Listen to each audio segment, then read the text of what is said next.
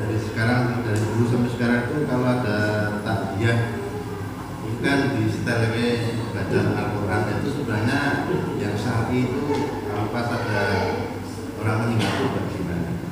Mau penjelasan? Ya, terima kasih. Kalau ada orang meninggal dunia dibacakan setelke murotal. Sebenarnya yang syar'i itu bagaimana? Bapak Ibu yang berbahagia yang dirahmati Allah, tadi sudah kita bahas Al-Quran itu kalau dibacakan perintahnya wa idza quri'al Quran fastami'u lahu wa ansitu. Tujuan ini tidak tercapai pada saat ada orang meninggal. Ngobrol dewe-dewe, bahkan suaranya malah diserokke. Jadi pada saat ngobrol ketika disetelkan murotal itu suaranya malah dikeraskan ngobrolnya. Itu terbukti pada saat murotalnya itu keras, orang ngobrolnya keras, lalu kemudian murotalnya mati, orangnya mulai itu artinya pada saat murotalnya dikeraskan, itu ngobrolnya semakin keras. Sehingga ketika murotalnya tidak disetel, itu malah ngobrolnya lirih atau malah diam, sehingga tujuan Al-Quran disetel di situ tidak tercapai.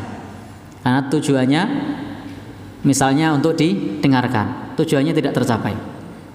Kira-kira yang mendengarkan berapa orang dari yang hadir? Satu orang ada?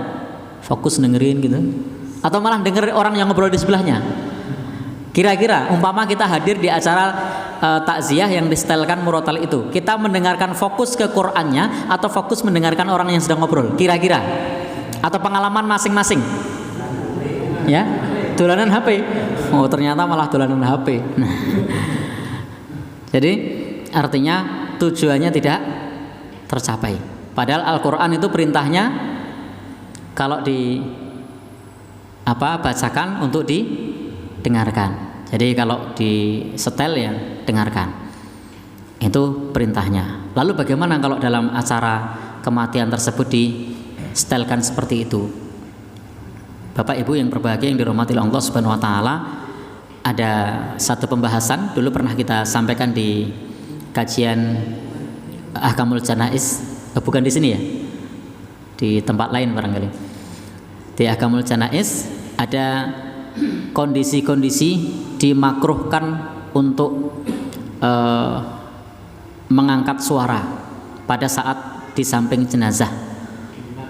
Ya? Oh ya, di Al-Asri ya, ternyata beliau masih ingat. Jadi bukan di sini ya. Ada kondisi dimakruhkan bagi kita untuk bersuara di jenazah, baik bidzikrin dengan zikir, au qiraatin atau bacaan atau suara yang lain. Jadi makruh untuk membaca zikir atau suatu bacaan di samping jenazah. Nah, jadi Bapak dan Saudara atau pada saat mengantarkan jenazah itu dimakruhkan seperti itu.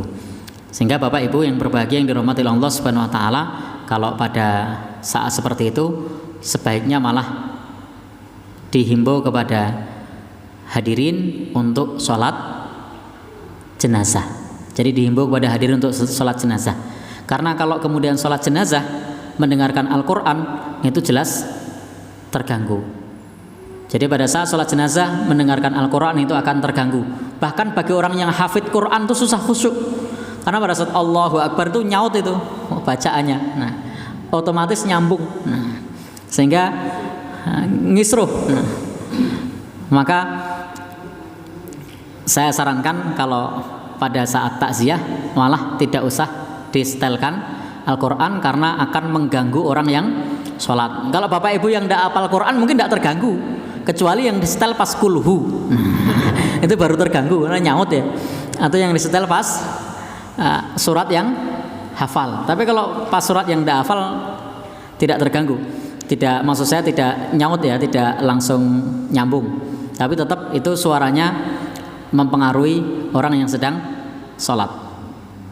Maka Bapak Ibu yang berbahagia yang dirahmati Allah Subhanahu wa taala, pada saat posisi seperti itu sebaiknya lebih khidmat, lebih khusyuk untuk sholat jenazah, dan juga tidak banyak bersuara, karena memang juga tidak ada riwayat di zaman dulu para sahabat atau salafus soleh kemudian mengangkat qorek atau mengutus qorek atau juga secara sendiri ataupun bersama-sama yang membacakan Al-Quran, itu tidak ada riwayatnya, sehingga tidak perlu disetelkan murotal, cukup seperti biasa nanti disolatkan jenazahnya. Allah alam bisawab.